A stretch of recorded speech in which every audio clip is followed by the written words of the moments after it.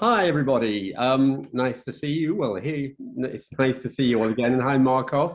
Hello, hi Um, Ollie. and Today we're going to be talking about Mars transits in people's charts. And Mars has just gone into Leo, obviously. And So it's a good time to have a look where it's going to be affecting your chart and the chart of your patients if you're seeing anybody. Um, but first of all, Marcos is going to kick us off with a little quotation about Mars from the Picatrix, from the ancient classics. So off we go. Amazing. Thanks, Ollie. All right. So, for those who don't know, the Picatrix is really a medieval grimoire of astrological magic, which, so left field squared, but it's got some really, really great astrology in there. It's super good for electional astrology, which, for those not familiar, is just picking times to do stuff using astrology. So, this is what the Picatrix has to say about Mars. Mars is the source of the attractive virtue. And we'll talk about that in a moment because that's interesting and confusing to some. He rules over the science of nature and rules surgery and mastery of beasts and extracting teeth and letting blood and circumcision. Among languages, he has Persian. FYI, the Picatrix is Middle Eastern in origin, so that explains the country sort of focus on Persia there. Among external organs, the right nostril. Among internal organs, the gallbladder, from which choler and heat come. Of instincts, that which rouses to anger and battle. Among religions, he has heretics and those who change from one faith to another. Among clothing, linen, and the skins of rabbits and dogs and garments made of several different skins. Among professions, blacksmithing and weapon making and robbery. Among tastes, those that are hot, dry, and bitter. Among places, strong fortresses, places that are defensible and warlike, and place where fire burns, and where animals are slaughtered, and where wolves, bears, and wild animals congregate, and places of judgment. Among stones, granite, and all stones that are red and dark, and of metals, red gold and sulfur and petroleum and glass and red bronze. Among trees, all trees whose nature is hot, such as pepper, pines, scammony, cumin, no idea what the next one is, cochnidium, laurel, euphorbia, hemlock, trees that are useful and burn easily, and of medicines, everything that has a bad complexion and kills and consumes because of great heat, and of scents, red sandalwood, and of animals, red camels, and all animals that have great red teeth, and dangerous wild animals. Among small animals, those that do evil, like vipers, scorpions, mice, and the like. Among colors, intense red. It's pretty. I love that. I mean, it's such a That's brilliant great. description, Yeah, isn't it? Yeah. brilliant. I mean, just I wanted to say a word about the. Do you want to take the thing about the attractive virtually? Because I think that's to many people that sounds like Venus, right? So it's kind of. Do you know do you know where I'm going with that one? This is the attractive virtue of like the virtue of the planet, isn't it? Yeah. And Well, I think jump in when I start, Ollie, because I will. yeah, because I think the word attractive is confusing, and I have a Oh, feeling that's why I see. Yeah, no, that has nothing to do with few. They're attractive, though it is kind of because people are attractive because they're attracted. it's They it, but attract people. It's in the word, but it's kind of not the term we use it now, but it's moved on. People don't see it as that, though obviously attractive people do attract people. well, here's the thing. I think when we think of attractive, we think of Venus, which is Yes, attraction to or attractive people. It's magnetic, which is a yes, Venusian quality.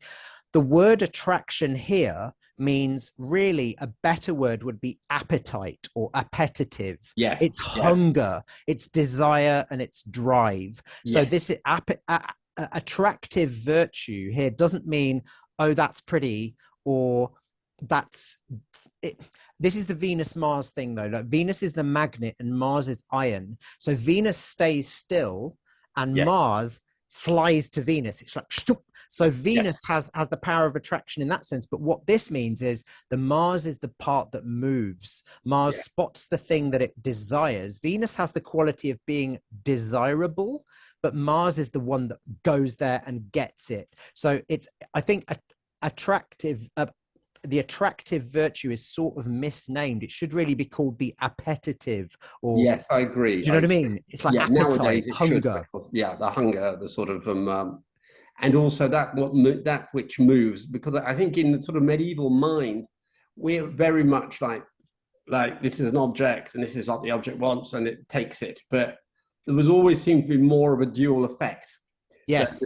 one thing would attract, but the other, and just as a magnet attracts iron but doesn't attract copper, that would be because of the attractive virtue in iron was attracted to the magnet. Yes, yeah, and And it's you see it the other way iron. around. It's the iron that moves. It's the Exactly. like Yes. the magnet just sits still. So Venus just sits there looking beautiful, and then Mars gets drawn to her. So, Exactly. but it's the attractive here means like appetite, like desire, like dopamine, like drive, like libido, like anger, like anything that motivates. Yes. Like motivation is a Mars word. And it's those sort of very primal motivations that are related to Mars. And in this case, the appetitive virtue would be like desire for hunger, desire for sex, anything which is like basic and motivating. So that's and I think that could be confusing. But this, of course, is the traditional sort of dyad between Mars and Venus, like the two symbols. Absolutely, yes. And of course, and this makes Mars the active one, as it were, and Venus a passive end of it. Yeah, and of course this comes down to a thing I sort of wanted to mention in passing, which was like it's something that's very much in the sort of in the zeitgeist today. People talking about gender and different forms of gender expression and stuff and blah blah. People can get a bit hung up on like the sort of the idea of the masculine and the feminine, and sort of like the Mars being masculine and Venus being feminine. In reality, these are archetypes that are expressed by everybody in different degrees and ways. So you can have people of female gender with very, very strong martial expression, and people of male gender with very strong Venusian expression, and vice versa. You know, you can have all different, many different varieties and mixtures of these things. They can be expressed in many different ways. So just to address that in passing. So anything else out of that little description that sort of grabbed you or struck you, Ollie? Other than a bit about mice, which I found fascinating. That was interesting. I wonder if they meant sort of rats, and they sort of the vibe they were going for there was like things that bite and gnaw and destroy your food. I think they probably were, and they said because they're sort of a move again. You could see the attractive virtue. They're things that they come and raid your cheese. That's the idea. It's they're robbing your food stores. I think that's the idea. It's like little thieves is the vibe. I mean, I agree. Mice per se, I wouldn't say are particularly martial creatures. They don't bite really. I mean, they could nip you, but they're not ferocious. They're, I suspect that's a mistranslation, or maybe in the original Arabic, rat and mouse aren't they distinct sort of thing? Yes. Yeah, agree. That was a funny one. What about you, Marcos? I mean, not really. I mean, I think it's all fairly self-explanatory. I mean, yeah, I mean, like the professions, blacksmithing, weapon making, robbery. I mean, we could add to that, obviously, which was mentioned earlier, surgery and anything where I mean, even in modern sense, people think things like psychology or investigation, that might be a Mercury Mars profession. It's anything where you're cutting into and in Ayurveda, in Jyotish astrology, I think they think of Mars as ruling engineering, which is very proximate to the blacksmithing, and even at the beginning it says rules over the science of nature. So it's that very the mindset of like cutting into things to find out how they work. Or there's an element of that with Mars as well. So it's not. And I suppose people might say it's very left brain sort of way of thinking. Yes, chopping things up, cutting it up, seeing smaller and smaller sort of. Yes, but there's an interesting segue there in that I like to think about the signs that planets rule traditionally. Do you know what I mean?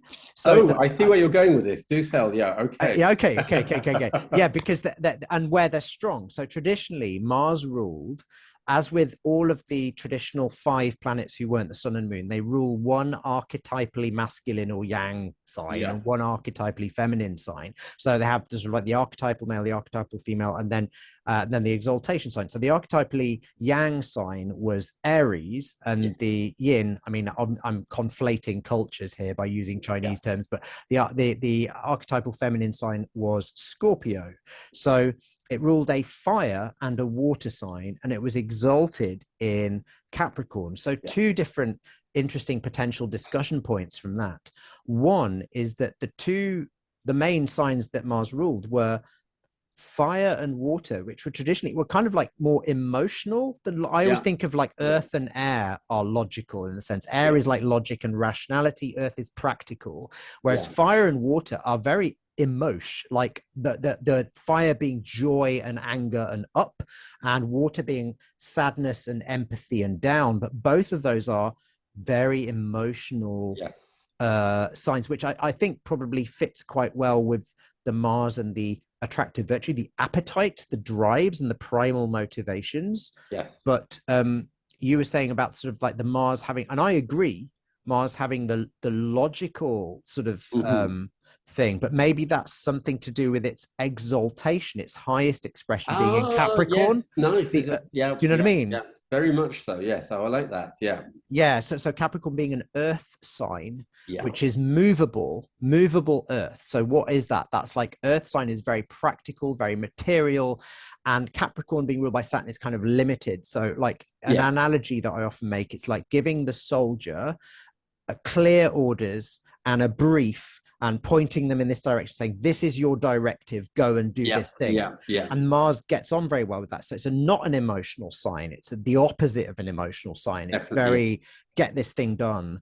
And I think that speaks to Mars's highest expression is in a non-logical, practical, fast-moving, get this done. And that is the engineering Mars. That is the effective soldier Mars. That's do you know what I mean? Something along those lines. How would you see the Mars in Scorpio then? Well, that was interesting because that was supposed to be the sign of Mars's joy. Every planet had a sign where it really enjoyed being in. So I think that is the way I would expect is that sort of like that is it's a very controlled Mars. It's an emotionally controlled Mars. So there's very, very intense drives and desires there because Mars is amplified in its own sign, but it's also because it's in its own home, and Scorpio is fixed water. So water is empathy and the ability to connect and emotion. Mars there makes for very, very, very strong desire nature, but it's also fixed. So it's very slow moving and very permanent. So most of the Mars in Scorpio peeps I know are very determined people and very consistently motivated people. Like they'll get up and do the job. And the Mars in Scorpio becomes noticeable if they are engaged, if somebody really upsets them, or I wouldn't recommend it. If you know somebody who Mars in Scorpio, don't get into a fight with them, because what they'll do is you might think they've forgotten all about it. And I know a few I have a couple of Mars and Scorpio friends. They can collect receipts for years. Right, so they're lurking in the swamps waiting. They'll just collect if I mean, depends. I mean, not just out of random spite. There has to have been something. That's really got under their skin, or but it's quite an effective. Mars and Scorpio is sort of like the effective political assassin or something. You know, it's somebody who will just collect their receipts for ages. It's also got a great deal of stamina, mainly from an emotion. Like it's emotional stamina. It's emotional stamina. That's what it gives.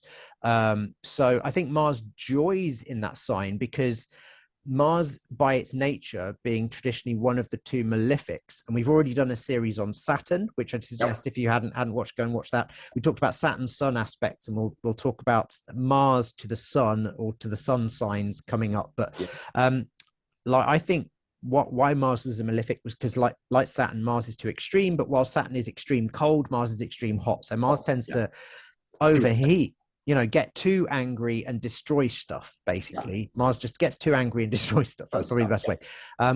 Or thinking about it as I'm saying it, it's almost like the symbol of Mars is almost a commentary on the desire nature. Buddhists would kind of see this in that, desire has a way of extinguishing itself, or it's inherently perpetually hungry, Yeah. and in acquiring the thing, it's never fully satisfied. And that's inherently unstable as well. Yes, and I think one of the reasons why Mars is in its joy in Scorpio is not only can it sustain that motivation and that Right, desire yeah. for longer, but Scorpio, because being a water sign, kind of cools Mars down.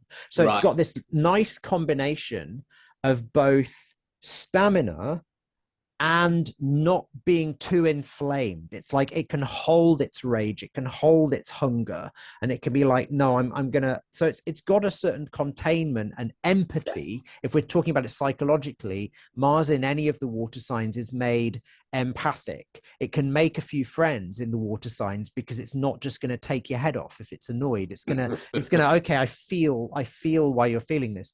But unlike, say, Mars in its fall in Cancer, which is far too fast moving and unboundaried, so it's empathic but totally emotionally incontinent, or Mars in Pisces, where it almost feels too much and has too much sympathy to be Too much, yeah. effective, or to be. But Mars in Scorpio, it's focused. Just right. Yeah. Yeah. So what we're going to be doing, Marcos, when in these going around the zodiac with the Mars, so basically it would be similar to Saturn, and we'll be looking at how that Mars energy bounces off the various planets in the aspects. Yeah, and I think we'll focus as we did on the Saturn thing. This is my thought. We could look at as we did with the series on the signs like Saturn versus the fixed, the cardinals, and the mutuals. That's nice. We'll do a series with Mars versus those. So we'll be looking primarily at people whose sun sign or zodiac sign is in those signs and how Mars might affect. But I think in passing, we ought to mention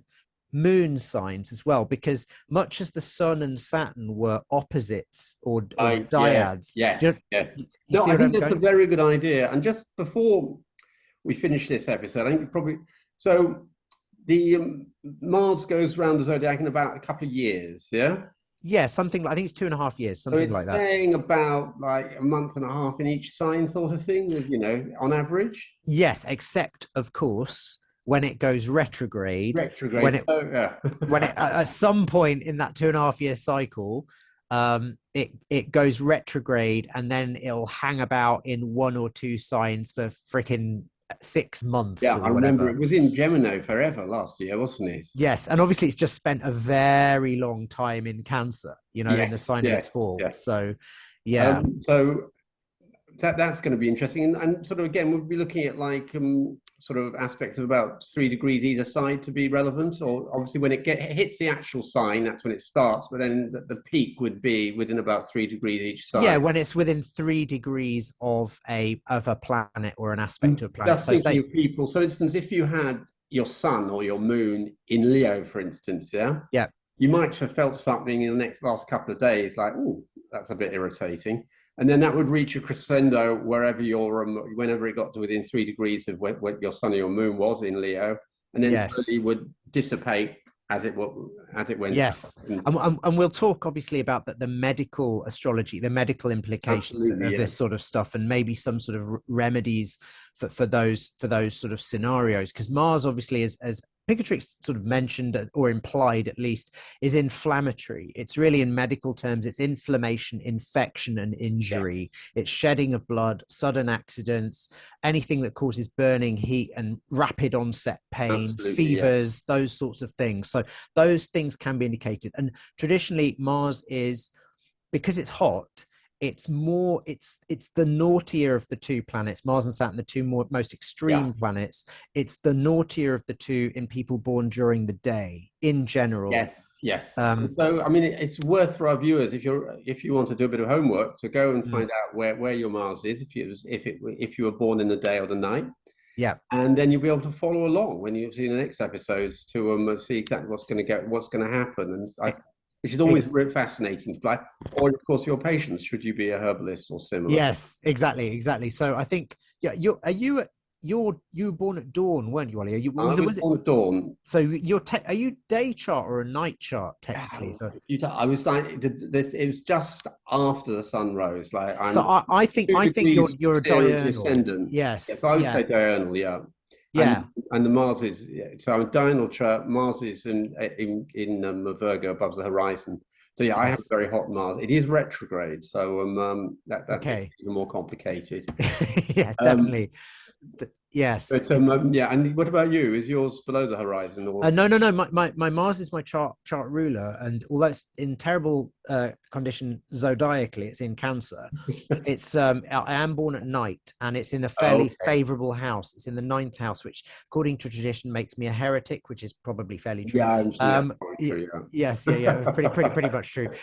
So, but it's in a mixed condition in that it is in its fall. It's not happy in the sign of Cancer. Aforementioned emotional incontinence and other issues that can arise from that.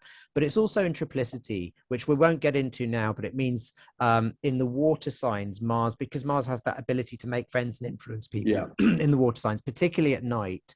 So, and there's a few other things that assist that Mars. So, and certainly because I'm born at night, Mars is the less problematic of the two naughty planets Yes. Yes, of in course. general. I mean, there are other things that can affect that. So we'll be focusing in the coming sort of videos on how Mars affects the signs, but we'll be mentioning the moon Yeah, because the that's a moon good was idea. Mars's opposite in traditional astrology, much as the sun was Saturn's opposite. The moon, because the moon is all things to do with the home and feeling safe and nurtured, and it's maternal and being looked after and kind of Yeah. contained, and it rules the organs of like the stomach and sort of things which contain liquids and help you absorb stuff, whereas Yeah. Mars is like what drives you and they work in tandem as Sun and Saturn do, really, because Mars rules the excretion of bile and the appetites and the drives and hunger that helps to fill the stomach.